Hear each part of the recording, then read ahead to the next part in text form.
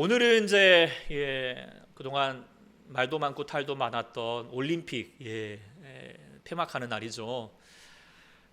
인류의 평화와 화합이라고 하는 어떤 정신을 이어서 온 나라의 선수들이 모여서 선의의 경쟁과 도전이 빛나야 될 올림픽인데 하여튼 편파 판정이라든지 도핑 파문이라든지 정치적 어떤 이해관계들이 섞여가지고 그 의미가 좀 퇴색되어서 안타까운 시간이 되었습니다. 그럼에도 불구하고 코로나 이 팬데믹 상황에서 열심히 뛴 선수들의 열정과 노력들 모습들은 아낌없이 박수를 쳐줘야 되겠다라는 생각하게 됩니다. 참 귀한 모습이죠. 그런데 또 생각하게 됩니다. 그러면 우리가 무엇에 박수하는 건가? 무엇에 열광하는 것인가? 메달 땄다고 그런 건가? 좀 더 의미를 좀 새겨봐야겠다라고 하는 가운데에서 조선일보 한 기사가 이렇게 제목이 눈에 띄었습니다. 제목이 뭐냐면 5등도 27등도 응원합니다 라고 하는 제목이었어요. 피겨 선수 가운데 이번에 남자 선수 중에 5위를 한 사람이 있어요. 누굴까요? 잘 모르시나요? 차준환 선수라고 있고요. 근데 이 사람은 그래도 좀 아는데 27등 한 사람이 한 분 있어요. 잘 모르는 것 같은데요. 이시영이라고 하는 선수입니다. 근데 이시영 선수가 열심히 준비를 했는데 4회전은 그래도 어느 정도 좀 했는데 3회전을 잘 못해가 이렇게 그냥 꽈당 해버린 거예요. 그래도 불구하고 다시 일어서서 끝까지 잘 견주하였던 모습이 너무 참 아름다워 보였고요. 또 보니까 참 감동이 되고요. 비록 29명 중에서 27등이지만 그래도 그의 모습에 참 박수를 보내게 됩니다. 그런 내용이면서 이제 이 기사가 이 기사는 이렇게 마무리를 하는데요. 50등, 60등을 하더라도 올림픽까지 편하게 온 선수는 없다. 온몸을 감싼 경기복과 무거운 장비의 저마다의 놀라운 이야기, 우여곡절과 극복의 드라마가 가려져 있다. 알려지지 않는 선수에게도 낯선 종목이라도 땀과 투혼과 열정에 박수 보내는 분위기가 되살아났으면 한다. 이런 마음이 이게 올림픽의 선수를 보는 마음이고 또 우리의 모습이고 또 신앙의 삶을 살아가는 우리의 모습이겠다라는 생각을 보게 됩니다. 오늘 본문 말씀이 이제 좁은 문이라고 하는 제목을 가지게 되는데요. 그러니까 좁은 문 하면은 이제 어떤 생각이 듭니까? 우리가 뒤에 있는 것처럼 취업의 좁은 문, 대학 입시의 좁은 문 그런 것처럼 치열한 경쟁에 있는 곳을 좁은 문이라고 그렇게 생각을 하게 됩니다. 그러면 이제 이 말씀들을 생각하면 우리가 구원에 관한 말씀인데 구원도 그럼 그런 건가?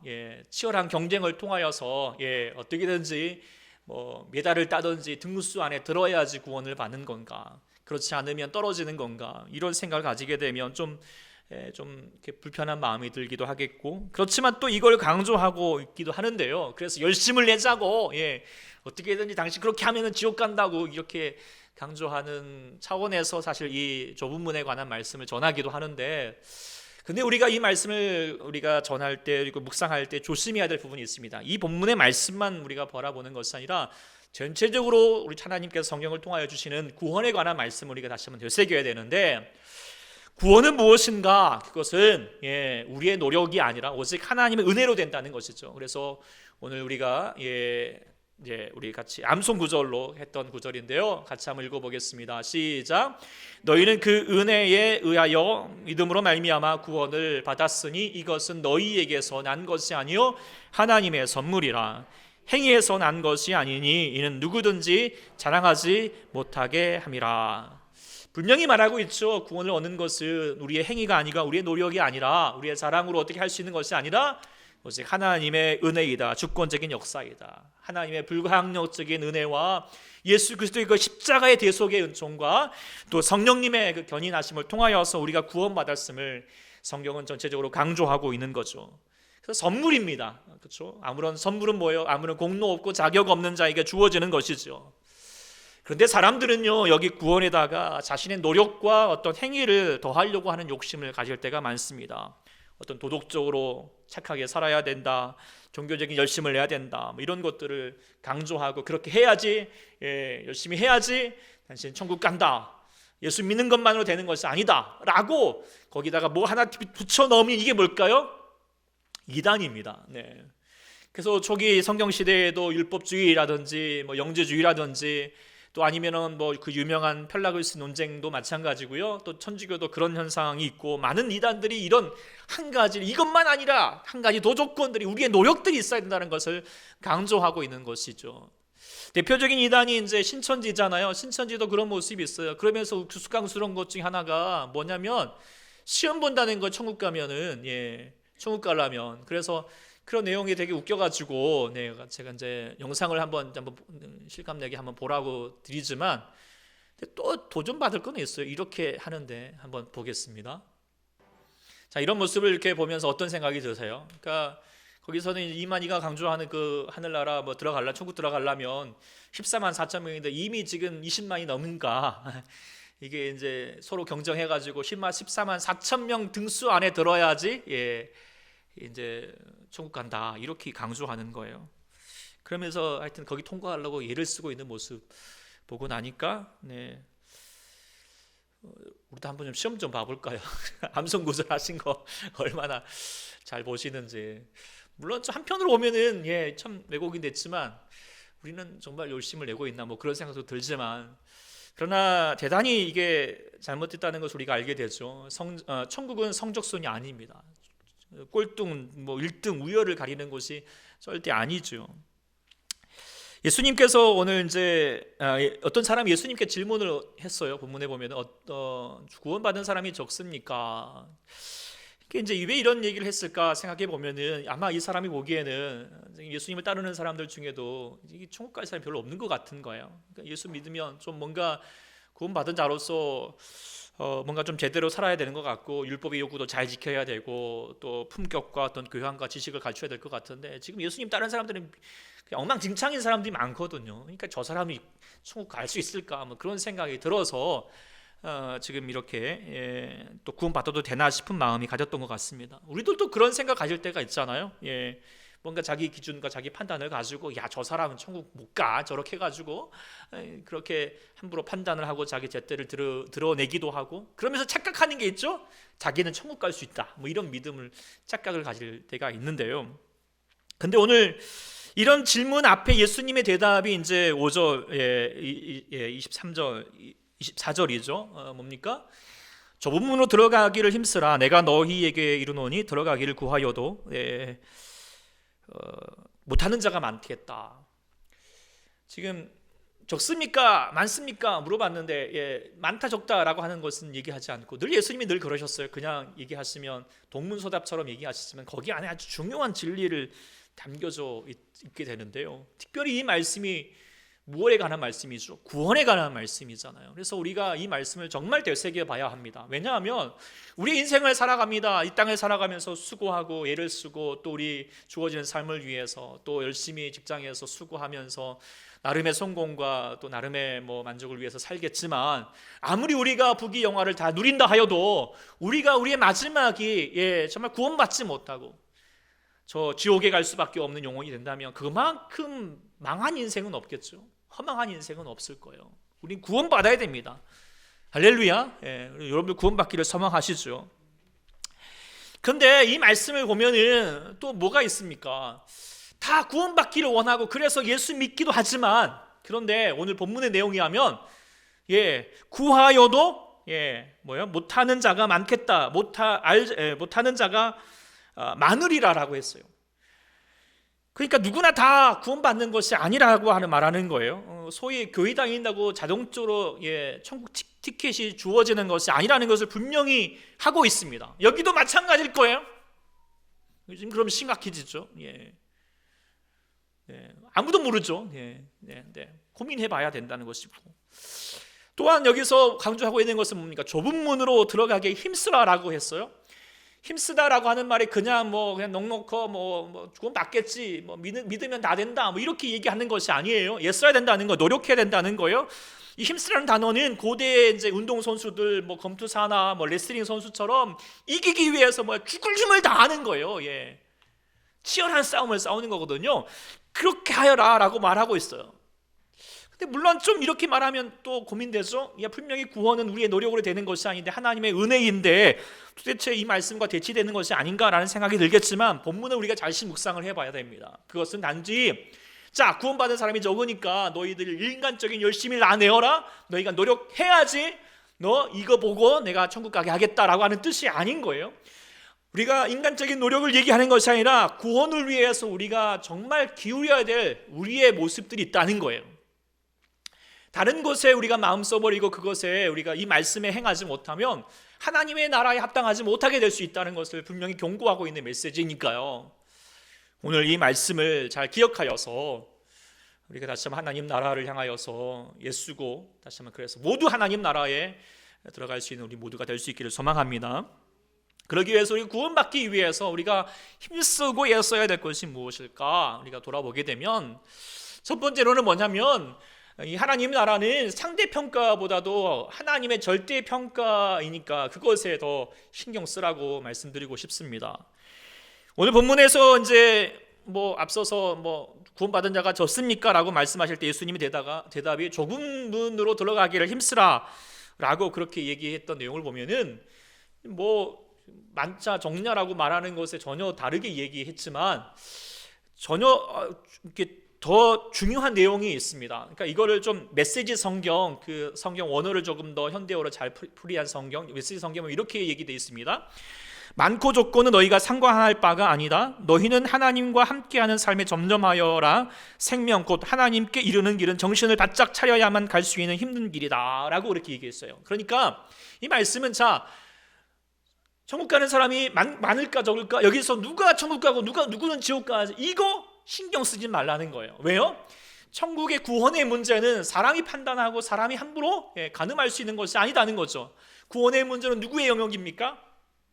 하나님의 영역이고요.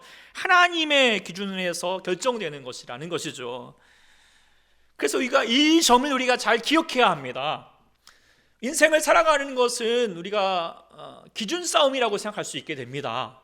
어디에 기준을 맞추느냐에 따라서 달라지는 거죠. 잘 아는 유머처럼 인생의 기준을 개하고 싸우는 것에 기준을 삼고 있으면 어떻게 되죠? 개와 이기든지 개 같은 놈이 되든지 아니면 개보다 더한 놈이 될 수밖에 없잖아요.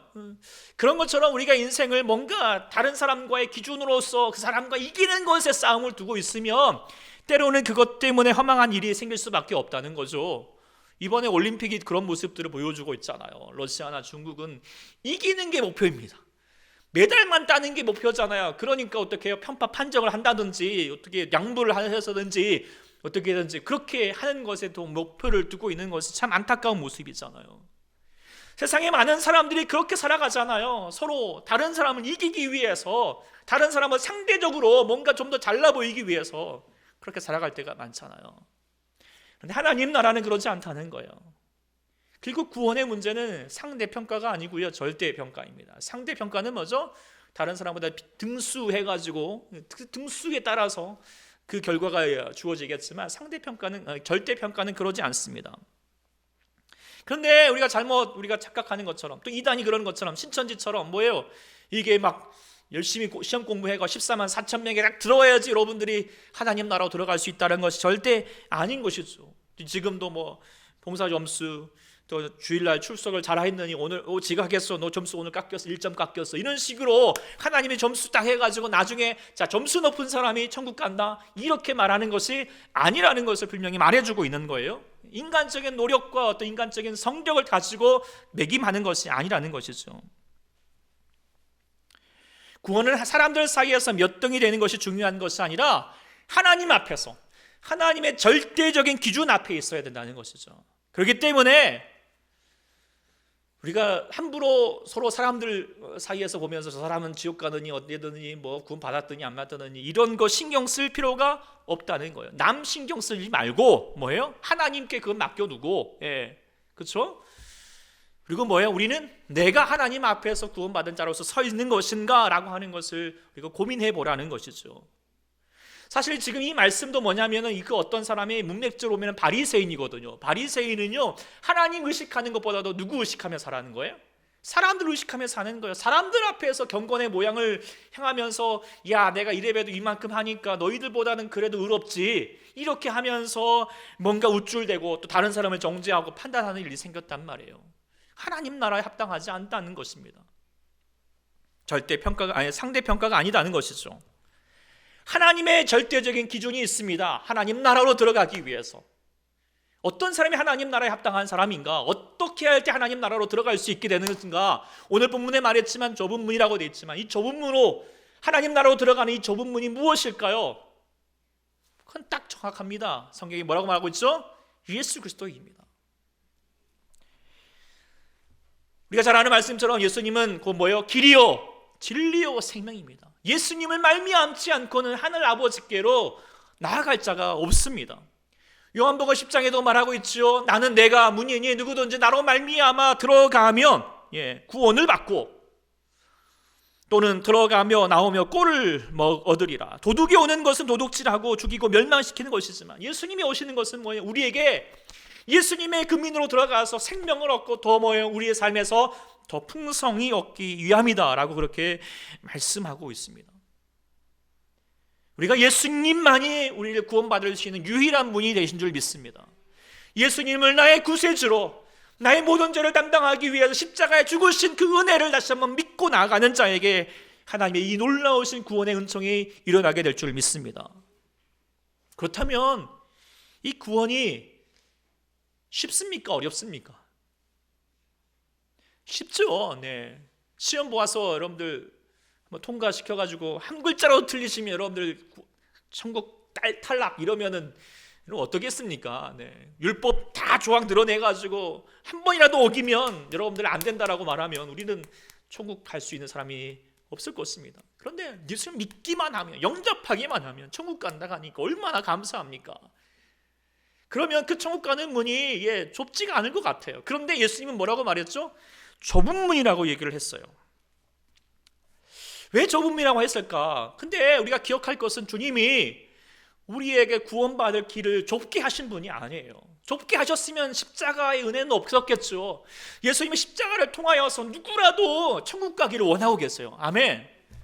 그런데 주님이 좁아진 좁은 문이라고 소용하셨던 것은 무엇인가? 마태복음을 통하여서 우리가 비교할 수 있게 되죠. 뭐라고 말합니까? 왜 좁은 문인가? 그것은 찾는 사람이 적기 때문인 거예요. 주님이 우리를 다 예수님 믿어서 구원받기를 원하시지만 사람들이 예수님 믿지 않는다는 거예요. 예수님을 찾지 않는다는 거예요. 그래서 문이 좁아져 버렸다라고 얘기하고 있는 거죠. 현상인 것이에요. 왜 예수님을 찾지 않을까요? 이 시대에 많은 사람들이 그건 자기 기준으로 생각하기 때문에요. 구원받기 때문이죠. 뭔 천국이 있느냐. 어떤 사람은 얘기를 해요. 아니 자기 아들을 독생자를 이렇게 우리를 위해서 죽기까지 십자가에 죽이신 분인데 그분이 왜 지옥을 만드냐? 그런 분이 어떻게 사랑의 하나님이냐? 이렇게 얘기하는 분이 있어요. 하나는 모르고 둘은 모르는 거예요. 아니 정말 지옥이 없다면 주님께서 그렇게 처절하게 십자가에 죽으실 이유가 없잖아요. 어차피 다 천국 갈 건데. 분명히 천국은 있고 지옥이 있는 줄 믿습니다. 그리고 우리의 마지막 예수님 아니면은 결국 지옥 갈 수밖에 없다는 거예요. 근데 사람들이 그걸 합당하게 생각하지 않아요. 아니 착하게 살아야지, 뭔가 좀 성실하게 살아야지, 그러니까 사람이 천국 가야지, 저 예수 믿는다고만 천국 가는 그게 공정하느냐? 이렇게 얘기하는 사람들이 많고, 그래서 사람들이 유치하다, 불공정하다 그러면서 예수님을 외면해 버립니다. 근데 본문은 예수 믿지 않은 그런 세상 사람들만 두고 얘기하시는 것이 아니에요. 예수 믿는 사람을 두고 얘기하시는 거예요. 지금 예수님을 향하여서 예수님을 따른다는 사람, 주 앞에서 먹고 마셨고 같이 또 성경 공부했다는 사람인데도 불구하고 하나님 나라에 들어가지 못하게 되었다는 것을 얘기하고 있어요. 왜 그랬을까요? 열심을 낸 것이 아닌 것이 아니에요. 열심을 냈어요. 그런데요, 그 열심이 하나님 나라에 합당하지 못하는 거예요. 헛열심만 하고 있었다는 것이죠. 그건 왜 그랬을까요? 하나님의 기준에 맞추지 않고 자기 기준에 맞췄기 때문이겠죠. 하나님이 보시기에 구원에 합당한 사람이 아니라 이렇게 하면 내가 천국 가겠지, 사람들이 말하는 것에 의해서 그래 이 정도 하면은 천국 갈 사람이야, 이렇게 생각했던 것이죠. 그렇지 않다는 거예요. 그렇기 때문에 오늘 하나님께서 우리에게 주시는 말씀을 잘 기억해야 한다는 것이죠. 도대체 어떻게 해야지 우리가 하나님 나라에 합당한 삶을 될 수 있을까? 들어갈 수 있을까? 사람들이 보기에 칭찬받고 박수 받는 것 중요한 것이 아니라 하나님 보시기에 칭찬받을 수 있는 사람 되어야 하겠습니다. 그럼 하나님께서 제시하시는 구원의 기준이 무엇인가? 저는 본문을 통하여서 이렇게 말씀하고 있습니다. 지금 여기서 하나님 나라로 힘쓰며 살아가는 사람이 되어야 된다는 것이죠. 오늘 25절 이제 이렇게 좁은 문으로 들어가기 힘쓰라라고 말하면서 그 다음에 한 비유로 들어서 말하고 있죠. 집주인이 있는데, 자, 문을 한번 닫은 후에 너희가 밖에 서서 눈을 두드리면 열어주십시오라고 말할지라도 내가 너를 어디서 왔는지 모르겠다라고 하면서 약 문전박대 해버리겠다라고 그렇게 얘기하고 있어요. 이게 이제 어떤 말인지 우리가 충분히 알 수 있는 것은 예수님의 그 재림의 때의 마지막 날 심판에 대한 모습을 지금 이렇게 염두한 말씀이시겠죠. 천국물 딱 앞에 두고 이렇게 이제 보시는 것인데, 그런데 하나님 나라 천국문으로 들어가고 싶은데 들어가는 사람과 들어가지 못하는 사람의 딱 한 가지예요. 뭐예요? 왜 그 사람을 지금 문전박대했습니까? 그 사람의 정이 없었습니까? 아니면 여러 가지 열심이 없었습니까? 아니었습니다. 딱 한 가지였습니다. 알지 못한다는 거예요. 알지 못한다. 근데 여기서 고민이 되죠. 아니, 문 밖에 있으니까 그동안 문에 안 들어가면 당연히 알지 못하겠죠. 근데 하나님의 기준이 뭐냐면, 지금 너가 지금 마지막 날에 너와 내 사이에서 아는 관계가 아니면, 친밀한 관계가 아니면, 여기서 알다라고 하는 단어는 그냥 단순한 관계가 아니에요. 지식적인 알미 아니에요. 경험적인 알미고 계속하여서 친밀한 관계를 얘기하고 있거든요. 이 알매 관계가 형성되지 않으면 너 하나님 나라에 들어갈 수 없다라고 말해주는 거죠.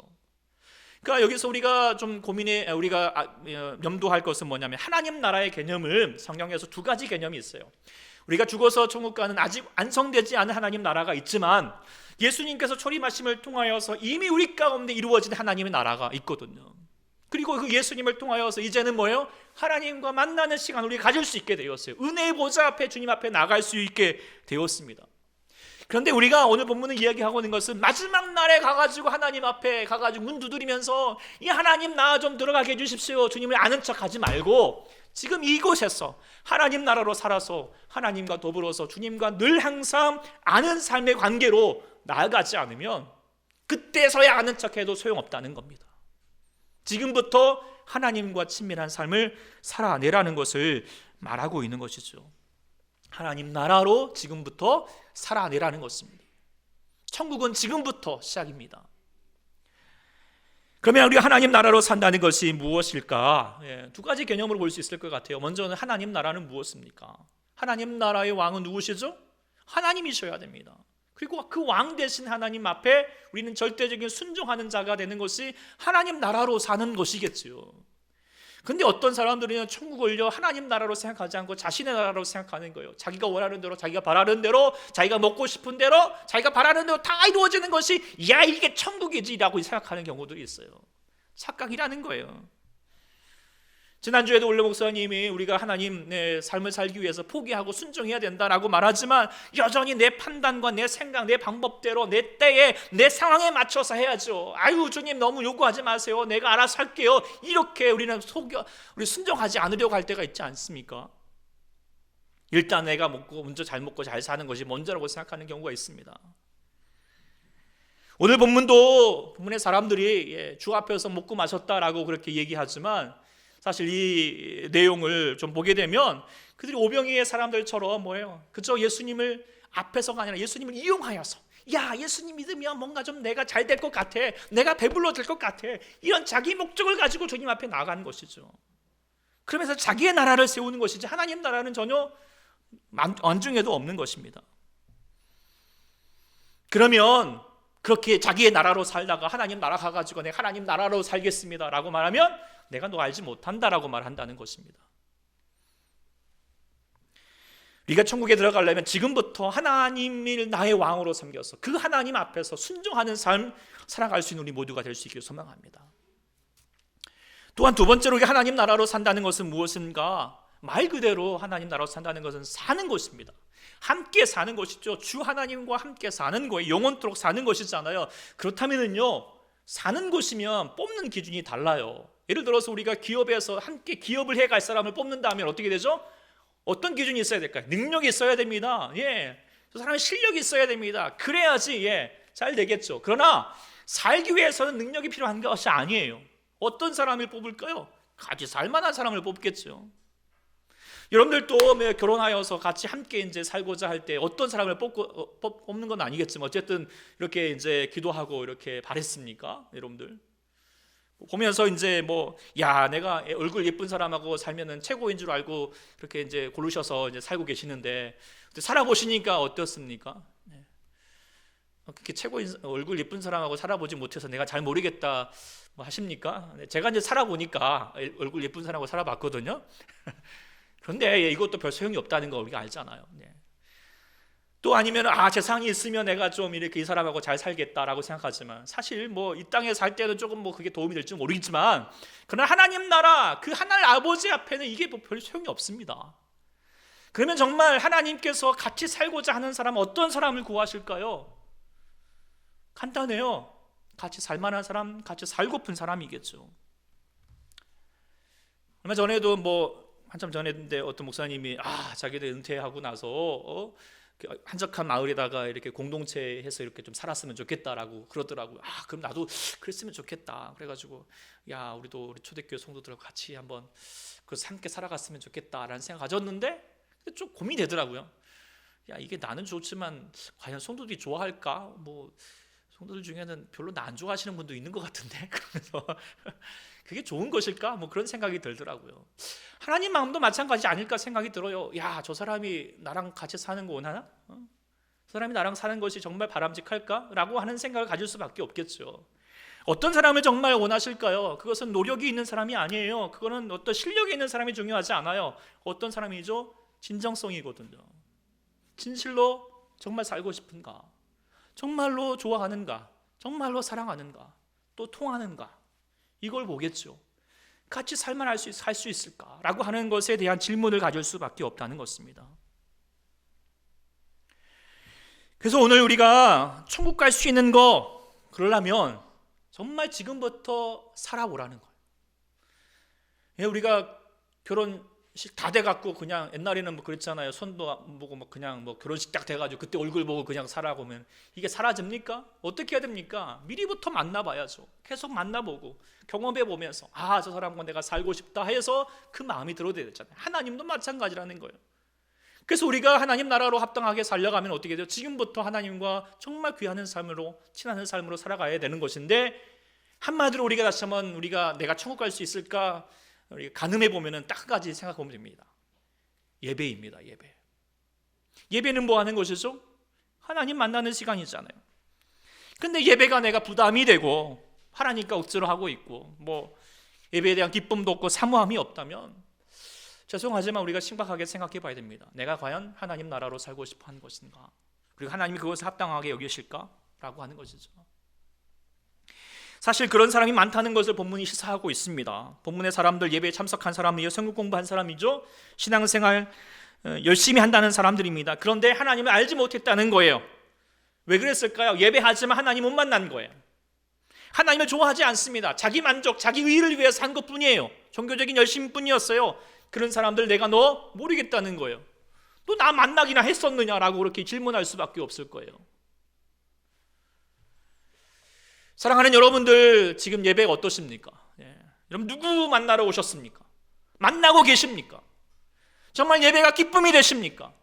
하나님 만나기를 원하십니까? 정말 하나님이 좋으십니까? 이 질문 앞에 여러분 한 사람도 빠짐없이 정말로 난 하나님이 좋습니다. 난 하나님 정말 만나기를 원합니다. 이 사모하는 심령이 될 수 있기를 소망합니다.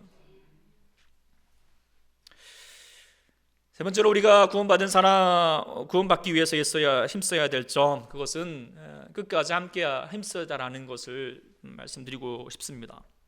오늘 본문 30절에 이렇게 말합니다. 보라, 나중된 자로서 먼저 된 자도 잘 될 자도 있고 먼저 된 자로서 나중될 자도 있느니라 라고 말씀하셨어요. 여기서 나중된 자는 이제 이방인을 가리키고 있고 먼저 된 자는 유대인들을 가리켜서 유대인들이 하나님 복을 먼저 받았지만 나중에는 그 하나님 나라에 들어가지 못하게 되는 경우들이 생기고 나중되었던 이방인들이 더 하나님 나라로 더 많이 참여하게 된다는 것을 얘기하고 있지만 여기서만 끝나지 않고 역사는 반복되는 것처럼 지금 우리의 삶에도 그것이 이루어질 수밖에 없다는 것을 얘기해주고 있는 것이죠. 그러면서 경고도 하셨죠. 요한계시록 2장에 보면은 에베소 교회를 향하여서 뭐라고 말하고 있습니까? 너희 처음 사랑을 버렸다. 그리고 어디서 떨어졌는지 한번 생각해보고 회개하여라. 처음 회개를 가져라는 거예요. 그렇지 않으면, 회개하지 않으면 촛대를 옮겨버릴 것이라고. 처음에 우리가 하나님 만났을 때 그 감격이 있잖아요. 은혜가 있었잖아요. 예배하면은 막 뜨겁기도 하고, 주님을 찬송하면 눈물이 나오고, 나 같은 죄인을 살리셨다라고 하는 그 놀라운 은총에 감격하였는데 어느샌가 다 식어져 버렸다는 거예요. 촛불이 다 꺼져 버렸어요. 그러면 주님이 회개하지 않고 회복하지 않으면 촛대 옮겨버리시겠다라고 말씀하고 계시는 거예요. 이모나 안타까운 경우가 없잖아요. 네. 이번 올림픽 보니까 마지막 바퀴 다 돼가지고 확 넘어져 버린 이 선수 보니 얼마나 정말 안타까고, 본인은 얼마나 그냥 속상하겠어요. 또 우리가 역전승만 말하지만 사실 역전승이야 이기는 사람 편이지만, 진 사람 입장에서는 이거보다도 분하고 속상한 일이 또 없을 거예요. 그런데요, 그런 일이 생긴다는 거예요. 먼저 믿었는데. 그런데요, 나중에는 탈락할 경우가 생길 수 있다는 것을 말하고 있어요. 그러니까 우리가 어떻게 돼요? 먼저 믿었다고 안심할 것이 아니라 끝까지 잘해야 된다는 것이겠죠. 끝까지 이겨내야 됩니다. 힘들더라도 하나 둘 하면서 마지막 그 골라인까지 들어가야 된다는 거죠. 천국문까지 들어가야 된다는 것입니다. 그래서 에베소 교인에게 강조했던 건 뭐예요? 이기는 자에게 하나님 나라의 낙원이 너에게 있을 것이다. 이기는 자, 끝까지 이기는 자. 그래서 우리가 다른 건 몰라도 구원의 경주는 우리가 지지 않아야 됩니다. 물론 우리가 상대적으로 이렇게 저 사람 무너뜨리고 이기라는 뜻은 아니고, 하나님 나라 가기까지 끝까지 내가 믿음을 선한 싸움을 잘 싸워내고 믿음을 잘 갖고 계시라는 것이겠죠. 그런데 그 믿음의 삶을 살기 위해서 사실 이 본문의 말씀이 다시 묵상이 되는 거예요. 먼저 된 자가 나중된다라고 하는 이 말, 나중된 자가 먼저 된다, 이 말이 좀 속상하게 들립니다. 저는 이렇게 안 되었으면 좋겠어요. 먼저 된 자가 먼저 되고요. 물론 나중된 자도 이렇게 먼저 되면 좋겠지만, 또 주님도 먼저 된 자 나중돼 버려라 이렇게 얘기하는 말로 하신 것이 아닐 것입니다. 이런 경우가 있으니까 조심하여라 하는 말씀이 있겠지요. 그래서 저는 저희 교회가 이 말씀이 먼저 된 자가 먼저 되어 갔으면 참 좋겠어요. 늘 그렇게 기도합니다. 먼저 신앙을 가지시는 분들, 먼저 예수 믿으신 분들 먼저 될 수 있기를 소망합니다. 저도 그래서 신앙의 선배로서 신앙의 모험을 이루어서 나중된 자들을 다시 한번 할 수 있도록, 신앙의 삶을 살 수 있도록 앞에서 이끌어주고 옆에서 돕고 뒤에서 끌어주는, 그런 밀어주는 관계가 되면 좋겠다는 거예요. 왜냐하면 믿음의 삶은 우리가 홀로 감당할 수 없기 때문입니다. 함께 할 수 있기 때문입니다. 아까 앞에서 언급하였던 이수영 선수, 그가 이제 그 중간에 넘어져도 끝까지 일어서는 모습이 정말 아름다웠는데, 그가 경기에서뿐만 아니라 올림픽 무대에 서기까지도 정말 수많은 시련과 장애물이 있었지만 끝까지 감당하였거든요. 특히 이제 피겨 선수는 큰 키가 별로 안 좋대요. 그래가지고 작은 키 되는데 큰 키 때문에 장애물도 있고, 또 발목이 늘 항상 아프고, 그래서 수술도 해야 되고 그런 어려움도 있었고, 재정적으로도 어렵기도 하였고, 또 국가대표 선발전에는 1점 차로 떨어지는 그런 탈락의 좌절을 맛보기도 했고, 그렇지만 그는 포기하지 않았다고 해요. 그래서 계속해서 노력해서 하루에도 수십 번씩 빙상에서 돌고, 빙상이 안 되면은, 코로나 가운데 안 되면은 공터에서 가서라도 돌는 연습을 하고, 그렇게 해서 정말 이 자리에 설 수 있었다고. 그래서 이제 인터뷰 기사에 자기는 인내의 아이콘이라고 스스로 말할 수 있을 만큼 정말 인내하는 시간을 가졌다는 거예요. 그런데 이렇게 끝까지 이겨낼 수 있었던 것은 나중에 그 기사에서 말하는 것은 혼자만의 노력이 아니었다는 것을 말해주고 있어요. 먼저는 그 피겨 스케이팅의 영광과 감격을 이렇게 심어주었던 그 김연아 선수를 보면서 나도 그런 꿈을 가지게 되었고요. 그리고 또 우리가 재정적으로 어려울 때 십시일반으로 알지 못하지만 수많은 사람들이 이렇게 재정적으로 도와주기도 했고, 또 무엇보다도 종일 김밥집에서 김밥을 말아가면서 어려운 살림 가운데 또 건강이 쉽지 않음에도 불구하고 묵묵히 뒤에서 뒷바라지 해주었던 어머니의 헌신이 있었다는 것을 거기서 말해주고 있습니다. 혼자 되지 않습니다. 쉽지 않습니다. 그러나 함께하면 더 감당할 수 있게 되는 것이죠. 저는 우리 교회의 관계가, 우리의 구원이 이렇게 이루어졌으면 참 좋겠다는 마음을 가지고 보게 됩니다. 구원을 얻기까지 이 험한 세상에서 우리가 신앙의 삶을 살아낸다는 것 쉽지 않습니다. 세상에 많은 사람들이 외면할 만큼 분명히 구원의 문은 좁아져 있습니다. 그리고 힘든 길입니다. 어려운 길입니다. 십자가의 길입니다. 고난의 길입니다. 그래서 우리는 애쓰고 힘쓰고 수고해야 됩니다. 인내해야 됩니다. 정말 노력해야 됩니다. 적어도 하여튼 신천지보다는 더 노력을 해야겠죠. 네. 정말 말씀 보기도 여러분 같지만 무엇보다도 우리가 믿음의 삶을 살기 위해서 정말 우리가 진실로서 주님을 만나는 은혜가 있어야 되겠는데 그 은혜 끝까지 감당하자는 거죠. 근데 이건 혼자서 되는 것이 아니라는 것을, 그리고 그것이 중요한 은혜죠. 천국은요 경쟁이 아니잖아요. 등수가 아니에요. 저 사람 지옥 가야지 내가 천국 가는 게 아니잖아요. 같이 천국 가기로 그렇게 원하고 계시잖아요. 그러면 같이 도와야죠. 그러면 누구의 도움이 필요할까요? 먼저 된 자들의 도움이 필요하다는 것입니다. 먼저 된 자들. 저도 먼저 된 자로서 여러분을 위해서 기도하고 말씀의 꿀을 먹이기 위해 힘쓰겠지만 무엇보다도 먼저 신앙을 가지셨던 분들, 우리 집사님, 우리 또 우리 권사님, 초대교회 먼저 된 자로서 우리 정말 여러분들이 먼저 앞에서 이끌어 주시기를 그렇게 기도합니다.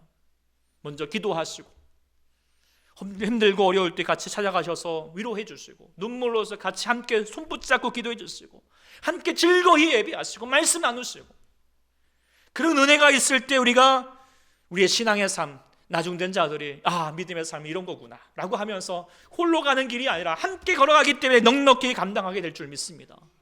같이 갈 수 있기를 소망합니다. 함께 갈 수 있기를 소망합니다. 그래야지 우리 그 주님의 구원의 날에 당신도 그래서 구원받았군요, 당신 때문에 내가 구원받았습니다 라고 그렇게 말할 수 있고 같이 서로 감사하고 주님을 찬양할 수 있게 될 줄 믿습니다.